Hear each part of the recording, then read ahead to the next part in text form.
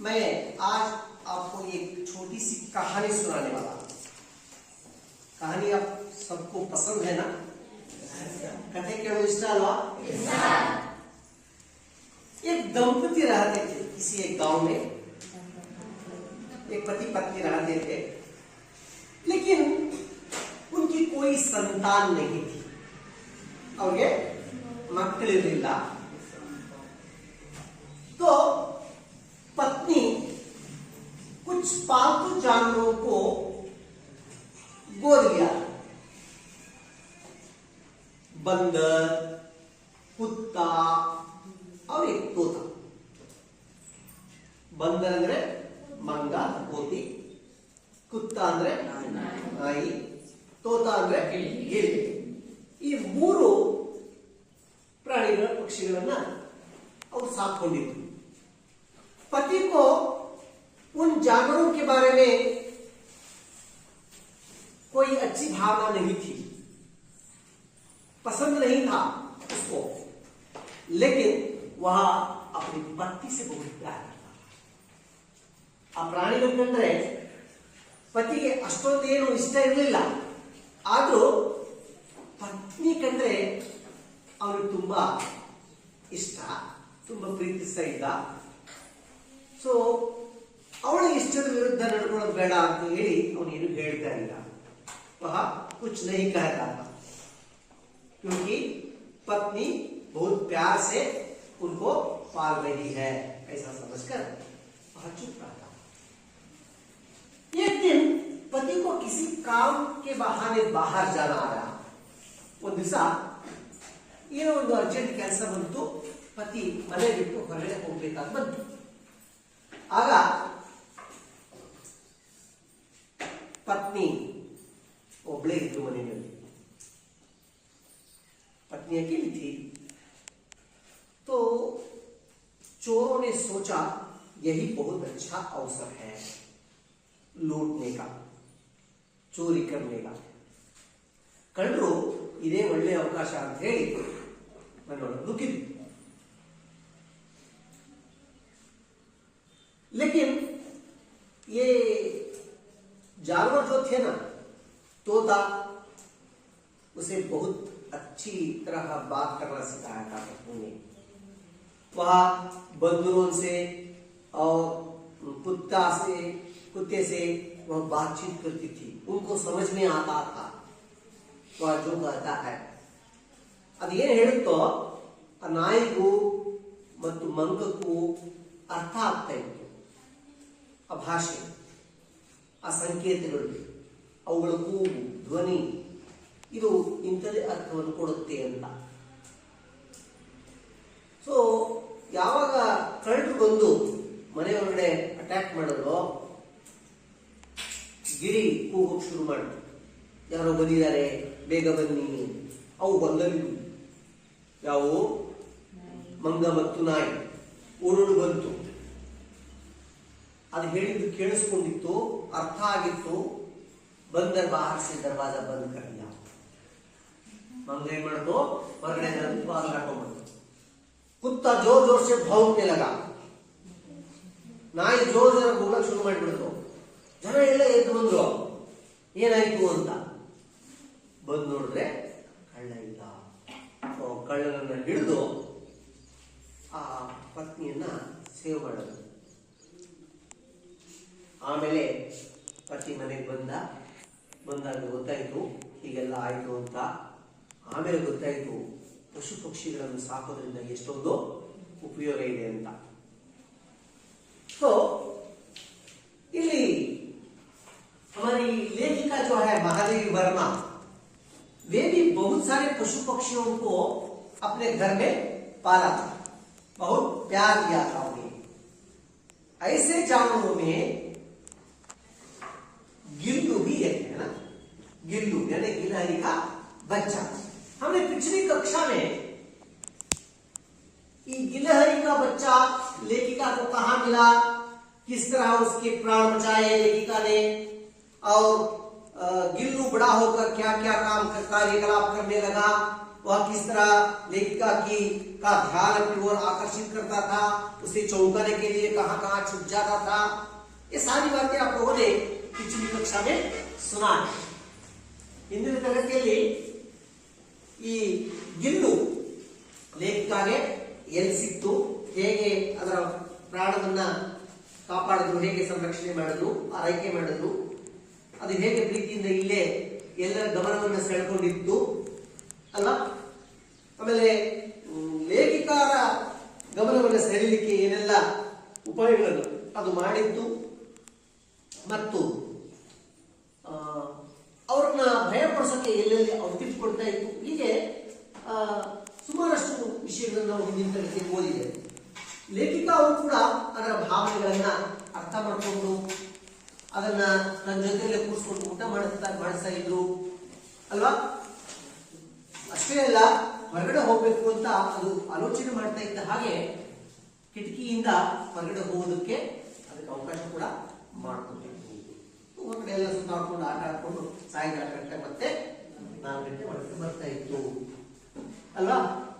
Okay, इसी बीच लेखिका को एक मोटर दुर्घटना हो जाती है ना.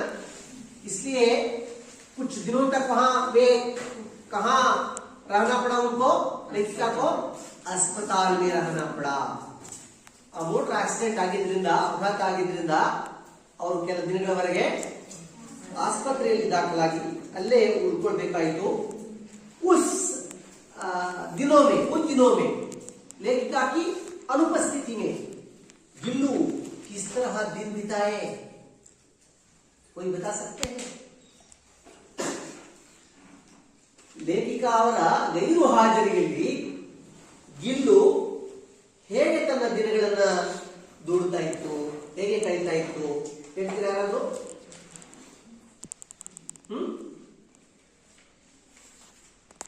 बहुत नाराज रहता, ತುಂಬಾ ಬೇಸರದಿಂದ ಕಾಲ ಕಳೀತಾ ಇತ್ತು. कोई उनके कमरे का दरवाजा खोलते तो वह अपने झूले से उतरकर दौड़कर आता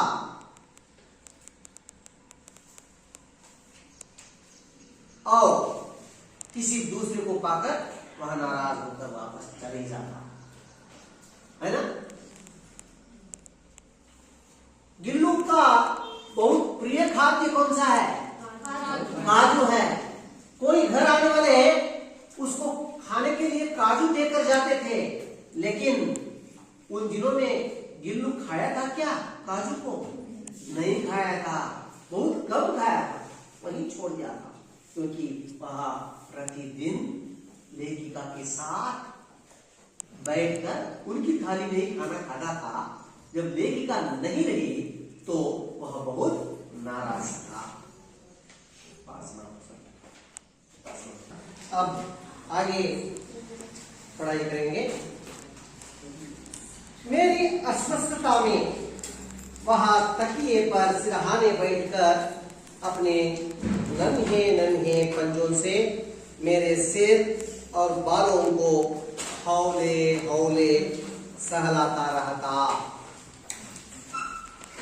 गर्मियों में जब मैं दोपहर में काम करती रहती तो गिल्लू न बाहर जाता न अपने झूले में बैठता.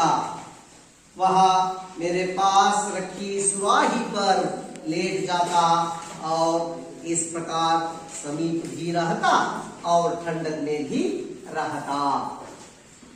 गिलहरियों के जीवन की अवधि 2 वर्ष से अधिक नहीं होती, अतः गिल्लू की जीवन यात्रा का अंत आ ही गया. दिन भर उसने न कुछ खाया न वह बाहर गया. पंजे इतने ठंडे हो रहे थे कि मैंने जागकर हीटर जलाया और उसे उष्णता देने का प्रयत्न किया, परंतु प्रभात की प्रथम किरण के साथ ही वह चिरनिद्रा में सो गया. उसका झूला उतार कर रख दिया गया है. और खिड़की की जाली बंद कर दी गई है, परंतु गिलहरियों की नई पीढ़ी जाली के उस पार चिक चिक करती ही रहती है और सोनजूही खिलती ही रहती है।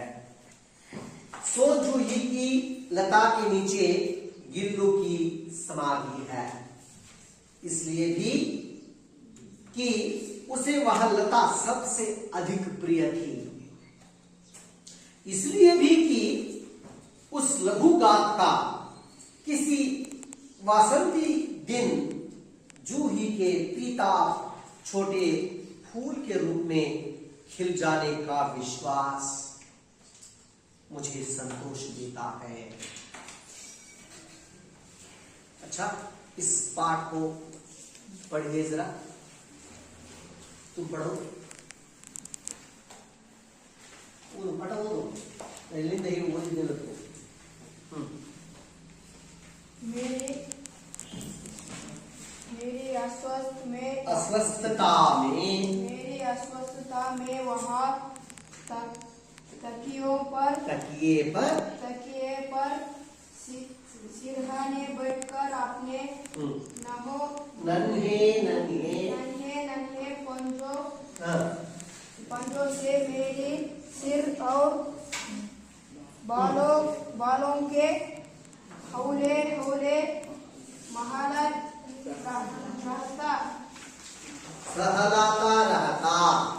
सहलाता रहता। गर्मियों में बैठो तुम पढ़ो। गर्मियों में जब मैं दोपहर में काम करती रहती तो गिल्लू ना बाहर जाता ना अपने गिल्लू ना बाहर जाता ना अपने झूले में बैठता। वह मेरे पास रखी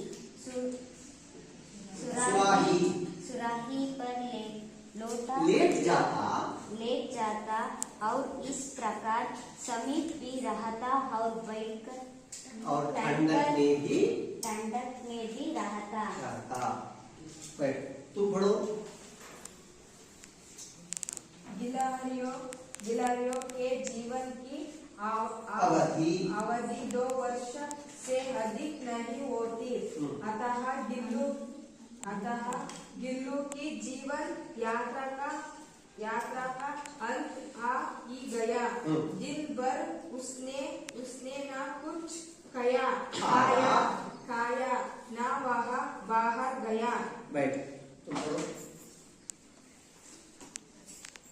पंजे इतने ठंडे हो रहे थे कि मैंने जागकर हीटर जलाया और उसे उष्णता देने का प्रयत्न किया, परंतु प्रभात की प्रथम किरण के साथ ही वहाँ चिरनिद्रा में सो गया। उसका झोला उतार कर रख दिया गया है और बैठो उसका झोला उतार कर रख दिया गया है और खिड़की की जाली बंद कर दी गई है। परंतु गिलहरियों की नई पीढ़ी जाली के उस पार चिक करती है और करती ही रहती है और सोनजूही खिलती ही रहती है। सोनजूही की लता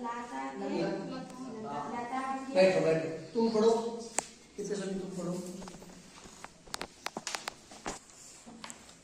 सोन जूही की लता के नीचे गिल्लू की समाधि है, इसलिए भी कि उसे वह लता सबसे अधिक प्रिय थी, इसलिए भी कि उस लघु गाथ का किसी वासंती दिन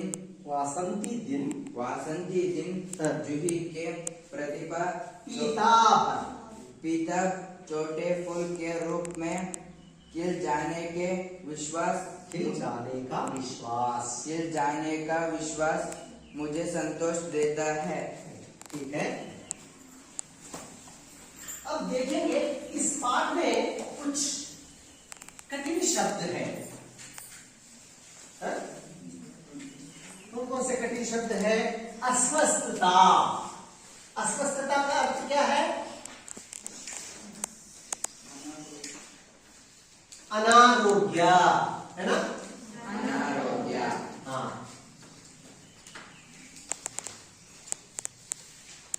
सिरहाने, उसके पहले तकिया। तकिया का अर्थ है जब हम सोते हैं ना, तलेदिंबु ಅಂತ ಹೇಳ್ತೀವಲ್ವಾ, सिर के नीचे जो डालते हैं, हाँ, उसे तकिया कहते हैं, सिरहाना कहते हैं। नन्हे नन्हे पत्ते हैं, छोटे छोटे हाथ, फौले और सब होता है। सुराही। सुराही का अर्थ है पानी रखने का बर्तन, अथवा ನಾವು ಮಡಕೆ ಅಂತ ಹೇಳ್ಬೋದು। ಗರ್ಮಿಯೋ ಕೆ ದಿನ ಕೂಜಿ ಕನ್ನಡದಲ್ಲಿ ಕೂಜಿ ಅಂತ ಹೇಳ್ತೀವಿ, ಅಂದ್ರೆ ಅದು ಮಣ್ಣಿಂದ ಮಾಡಿರ್ತಕ್ಕಂಥದ್ದು, ತಣ್ಣಗಿರುತ್ತೆ ನೀರು ಅಂತ ನಾವು ಮಡಿಕೆ ಹಾಕಿರ್ತೀವಲ್ಲ ಹಾಗೆ।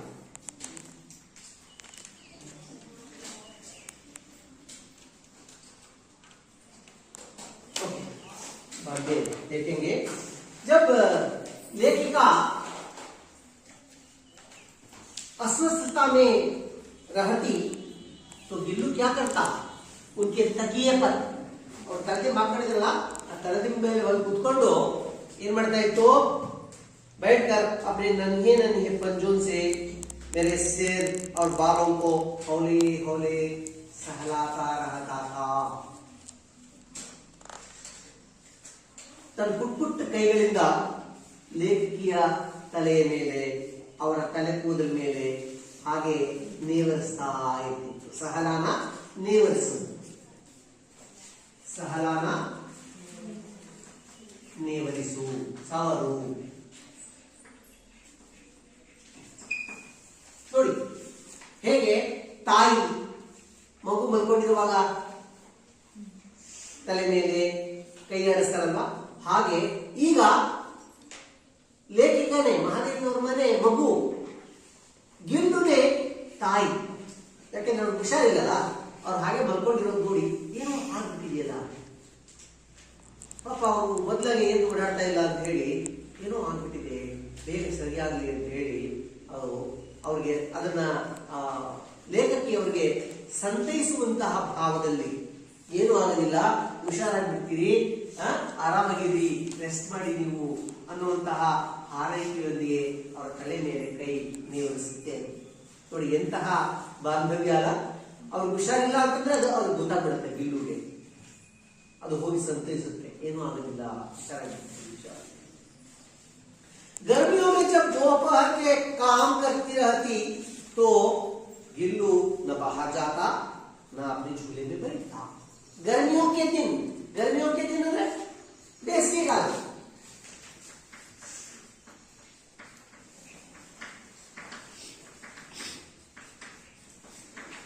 ಬೇಸಿಗೆಯಲ್ಲಿ ಬಿಸಿಲು ಜಾಸ್ತಿ ಇರ್ತಲ್ಲ, ಬಿಸಿಲಲ್ಲಿ ಅದು ಹೊರಗಡೆನೂ ಹೋಗ್ತಾ ಇರಲಿಲ್ಲ ಆಟ ಆಡಕ್ಕೆ, ಅದು ಜೋಕಾಲಿ ಇತ್ತಲ್ಲ ಜೂಲ, ಅಲ್ಲೂ ಕೂತ್ಕೊಳ್ತಾ ಇರಲಿಲ್ಲ, ಯಾಕಂದ್ರೆ ಅದ್ರ ಹಾಕಿರುವಂತಹ ಕಾಟನ್ ಇತ್ತಲ್ಲ ಹತ್ತಿ, ಅದು ಕೂಡ ಹೀಟ್। तो गिल्लू सुराही पर आकर बैठ जाता था। सुराही का मतलब है ಮೂಜಿ। ಆ ಮಣ್ಣಿನ ಪಾತ್ರೆ ಇತ್ತರ ಮಡಕೆ ಅದರ ಮೇಲೆ ಬಂದು ಕೂತ್ಕೊಳ್ತಾ ಇತ್ತು। ಯಾಕಾಗಿ? ಎರಡು ಕಾರಣಕ್ಕಾಗಿ। इस प्रकार समीप भी रहता और ठंडक में भी रहता। ಲೇಖಕಿ ಹತ್ರನೇ ಜೊತೆಲೇ ಇದ್ದಂಗೂ ಆಗತ್ತೆ ಮತ್ತು ತಂಪಾಗಿಯೂ ಕೂಡ ಇರಬಹುದು, ತಣ್ಣಗೂ ಇರಬಹುದು ಅಂತ ಹೇಳಿ ನೋಡಿ ಅದು ಹೇಗೆ ಜಾಗ ಕೂತ್ಕೊಳ್ತಕ್ಕಂಥ ಬೇಸಿಗೆ ದಿನಗಳಲ್ಲಿ ಶಕೆ ಇರುತ್ತಲ್ವಾ, ಆ ಶಕೆ ಇರ್ತಕ್ಕಂಥ ದಿನಗಳಲ್ಲಿ ನಾನು ಕೂತ್ಕೊಳ್ತಕ್ಕಂಥ ಜಾಗವನ್ನು ಹೇಗೆ ಆಯ್ಕೆ ಮಾಡ್ಕೊಳ್ತಾ ಇತ್ತು। ಹೊರಗಡೆ ಹೋದ್ರೆ ಬಿಸಿಲು ಜಾಸ್ತಿ, ಹೊರಗಡೆ ಹೋಗ್ತಿರ್ಲಿಲ್ಲ, ಜೋಕಾಲಿ ಕೂತ್ಕೊಂಡ್ರೆ ಅಲ್ಲಿ ಕೂಡ ಹೀಟ್ ಆಗ್ತಾ ಇತ್ತು। ಯಾಕಂದ್ರೆ ಬೆಡ್ ತರ ಹತ್ತಿ ಹಾಕಿದ್ರಲ್ವಾ, ಅದು ಕೂಡ ಹೀಟ್ ಆಗತ್ತೆ। ಅದ್ರ ಬದಲಿಗೆ ಅವ್ರು ಎಲ್ಲಿ ಕುತ್ಕೊಂಡಿರ್ತಾ ಇದ್ರು ಅಲ್ಲೇ ನೀರಿನ ಪಾತ್ರೆ ಮೂಜಿ ಇಟ್ಟಿದ್ರು, ಅದನ್ನೆಲ್ಲ ನೋಡ್ಕೊಳ್ತಾ ಇದ್ರು। ಎಷ್ಟು ಬುದ್ಧಿವಂತ ಇದೆ ನೋಡಿ। गिलहरियों के जीवन की अवधि 2 वर्ष से अधिक नहीं होती। गिलहरियां सामान्यतः कितने वर्षों तक रहती है? 2 वर्ष। ಮನುಷ್ಯ 3 ವರ್ಷ ಅಂತೀವಲ್ಲ, ಹಾಗೆ ಅಳಿಲಿನ ಆಯಸ್ಸು 2 ವರ್ಷಕ್ಕಿಂತ ಹೆಚ್ಚಿರೋದಿಲ್ಲ ಅಷ್ಟೇ। अतः गिल्लू के जीवन यात्रा का अंत आ ही गया। ಅದಕ್ಕಾಗಲೇ 2 ವರ್ಷ ಆಗ್ತಾ ಬಂದ್ಬಿಟ್ಟಿತ್ತು, ಅದರ ಕೊನೆಯ ದಿನ ಬಂದೇ ಬಿಡಿತು।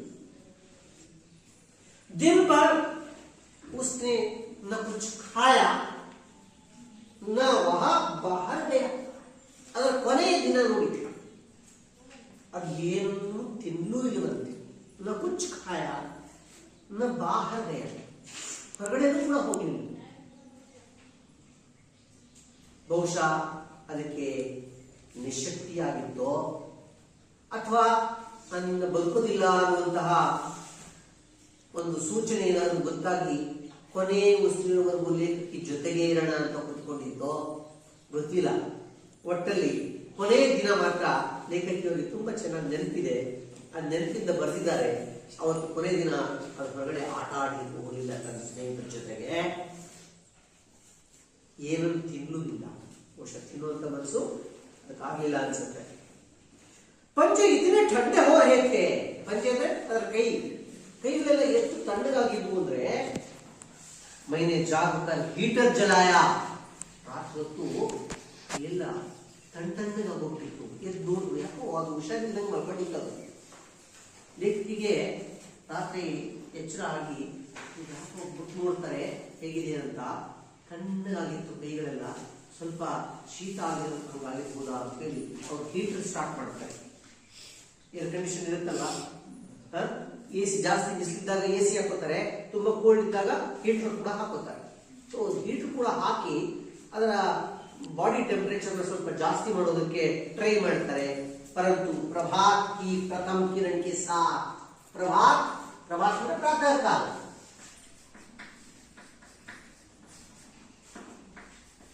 ಬೆಳಗ್ಗೆ ಸೂರ್ಯೋದಯಕ್ಕಿಂತ ಮುಂಚೆನೆ ಏನಾಯ್ತು?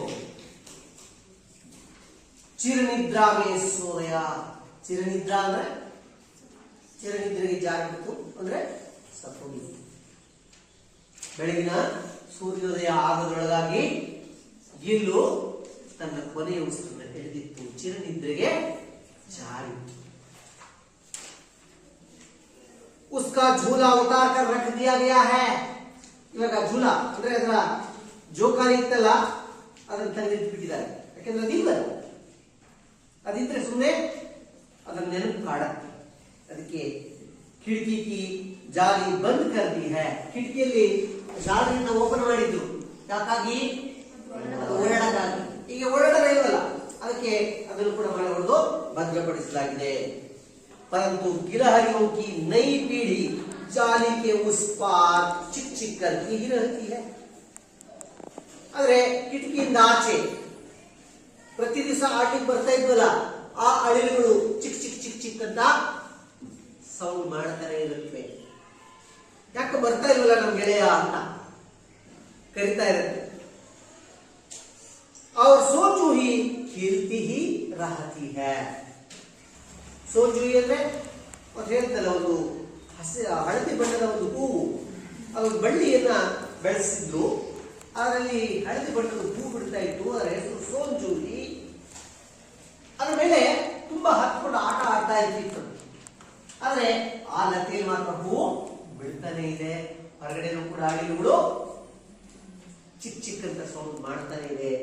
ಆದರೆ ಎಕ್ಸೆಪ್ಟ್ ಗಿಲ್ಲು ಮಾತ್ರ ಬರುವುದಿಲ್ಲ. सोनझुरी की लता के नीचे गिल्लू की समाधि है. थोड़ी गिल्लू की समाधि कहां बनाई गई है? एक सोनझुरी लता थी ना, हाँ सोनझुरी लता, उस लता के नीचे ही गिल्लू की समाधि बनाई गई है.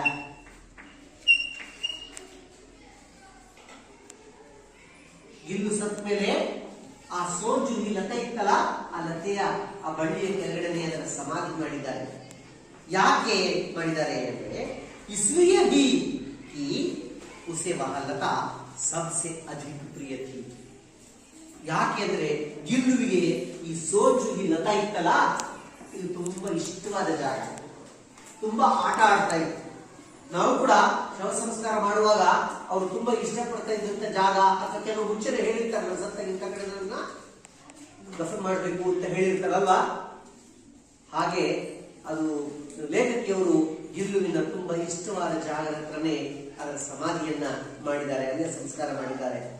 इसलिए भी कि उस लघु गाथ का किसी वासंती दिन जूही के फीता छोटे फूल के रूप में खिल जाने का विश्वास ಸಂತೋಷ ದೇತಾ है. ನೋಡಿ, ಇನ್ನೊಂದು ಕಾರಣವನ್ನ ನೀವು ನೋಡ್ಬೇಕು. ಇನ್ನೊಂದು ಕಾರಣ ಏನಪ್ಪಾ ಅಂದ್ರೆ ಆ ಗಿಲ್ಲುವಿನ ಪುಟ್ಟ ದೇಹ ಮಣ್ಣಲ್ಲಿ ಮಣ್ಣಾಗಿ ಗೊಬ್ಬರವಾಗಿ ಆ ಲತೆಗೆ ಪೋಷಕಾಂಶವನ್ನು ಒದಗಿಸಿ ಅದು ಬಿಡುವಂತ ಹೂವು, ವಸಂತ ಮಾಸದಲ್ಲಿ ಆ ಹೂ ಬಿಡುತ್ತಲ್ವಾ ಬಳ್ಳಿ, ಆ ಸೋಂಚುಹಿ ಆ ಹೂವನ್ನು ಬಿಟ್ರೆ ಆ ಮೂಲಕವಾದರೂ ಆ ಹೂವಿನ ರೂಪದಲ್ಲಾದರೂ ಗಿಲ್ಲುವನ್ನು ಕಾಣಬಹುದು ಅಂತ ಒಂದು ದೂರದೃಷ್ಟಿ. ಎಷ್ಟು ಭಾವನಾತ್ಮಕವಾದ ಸಂಬಂಧ. ಎಲ್ಲೋ ಒಂದ್ ಕಡೆಗೆ ದೂರ ಕೂಡಬಹುದಾಗಿತ್ತು, ಸಮಾಧಿ ಮಾಡಬಹುದಾಗಿತ್ತು. ಆದರೆ ಅಲ್ಲೇ ಸಮಾಧಿ ಮಾಡೋದಕ್ಕೆ ಎರಡು ಪ್ರಮುಖವಾದ ಕಾರಣಗಳಿತ್ತು. ನಂಬರ್ 1, आ सोनझुरी लता उसके लिए बहुत प्रिय थी, इसलिए उस लता के नीचे ही उसकी समाधि बनाई गई है. और दूसरा कारण यह था कि जब वासंती के दिन इसमें जब कोई फूल खिलता है तो उस फूल के रूप में गिल्लू को देख सकती है. यह लेखिका को बहुत संतोष देता है. इस कारण से गिल्लू की समाधि सोनझुरी लता के नीचे ही बनाई गई है. अच्छा, अब हम कुछ क्रियाकलाप देखेंगे.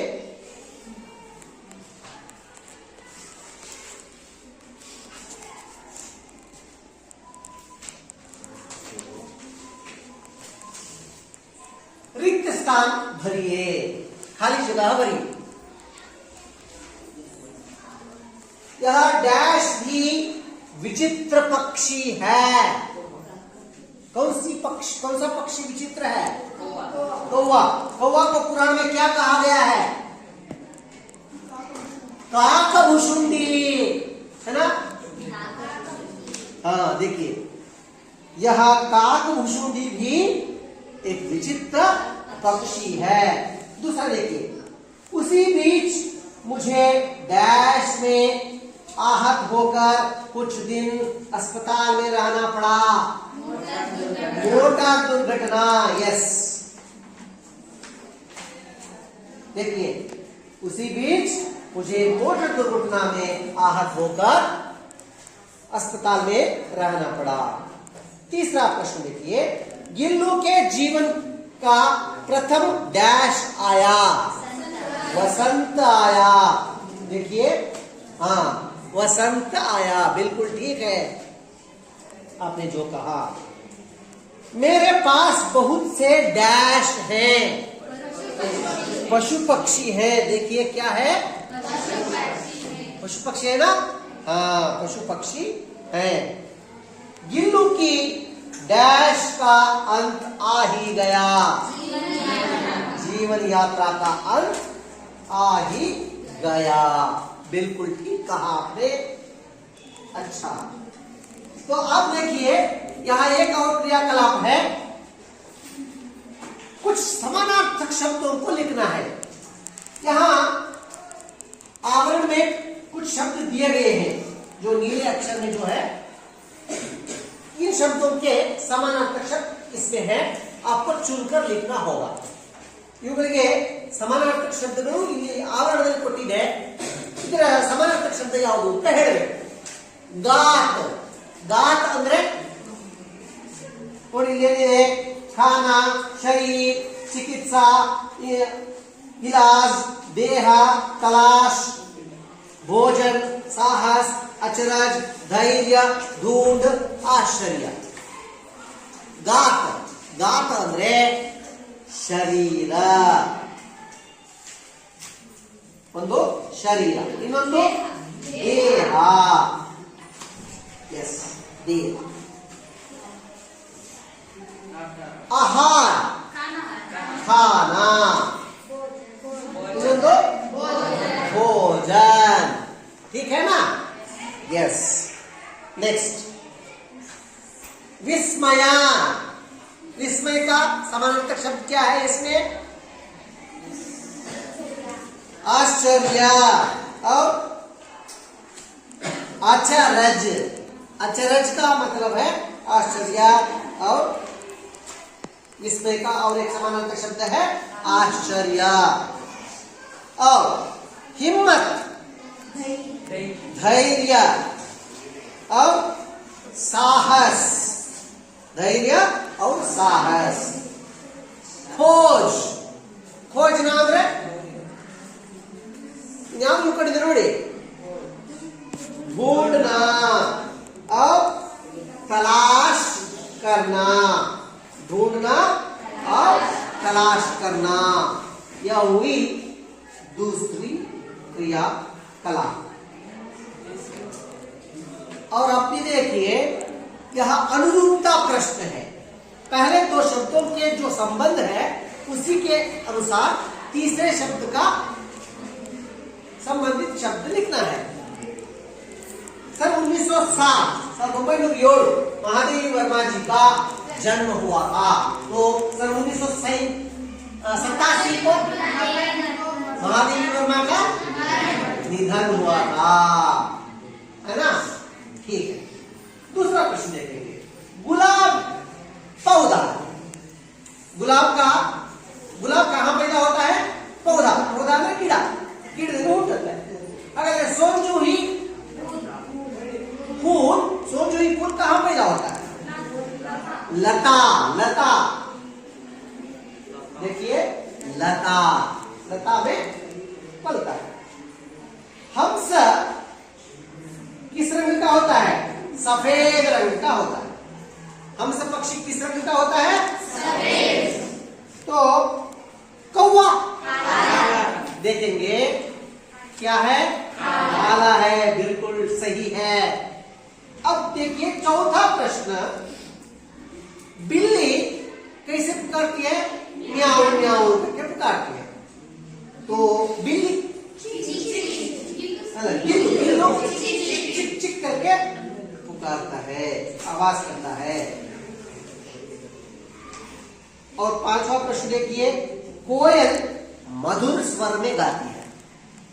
कोयल कैसी गाती है? मधुर स्वर में, मीठा स्वर में गाती है. तो कौवा कर्कश स्वर से गाता है. देखिए, कर्कश स्वर. अब हम आखिरी प्रश्न देखेंगे. एक शब्द पहेली है. क्या है? शब्द पहेली. शब्द पहेली का अर्थ है पदबंध.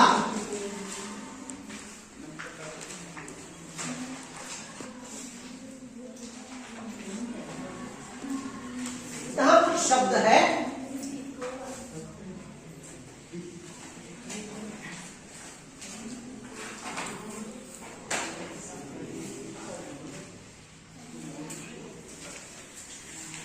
इस शब्द पहेली में कुछ पक्षियों के नाम है।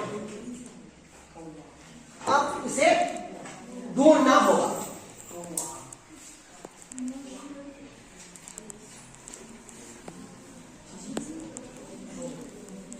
कौन कौन से पक्षियों के नाम है इसमें? मोर, मोर है, मोर है, और हंस भी है, अल्वा हंस।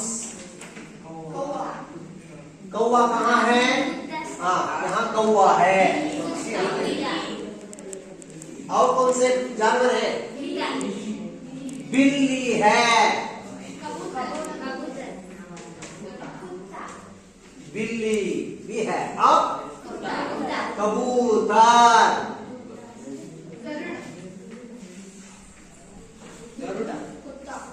कबूतर है, और गरुड़ है, और कुत्ता कहाँ है? कुत्ता, हाँ कुत्ता है, और मयूर है।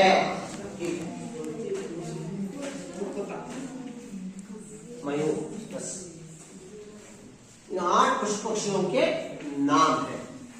और आपको मैं कुछ प्रश्न गृहकार के रूप में देता हूं। उन प्रश्नों का उत्तर आपको लिखकर लाना होगा। गृहपाठ लिख लीजिए प्रश्न।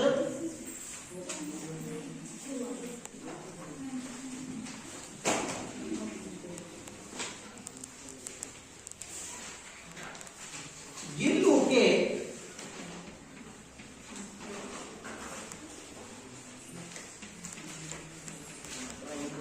कार्यकलाप के बारे में लिखिए।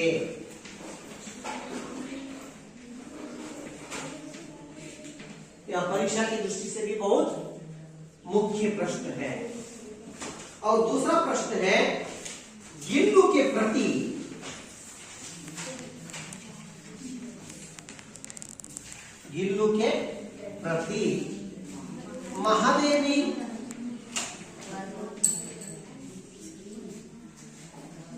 महादेवी वर्मा जी की ममता का वर्णन कीजिए।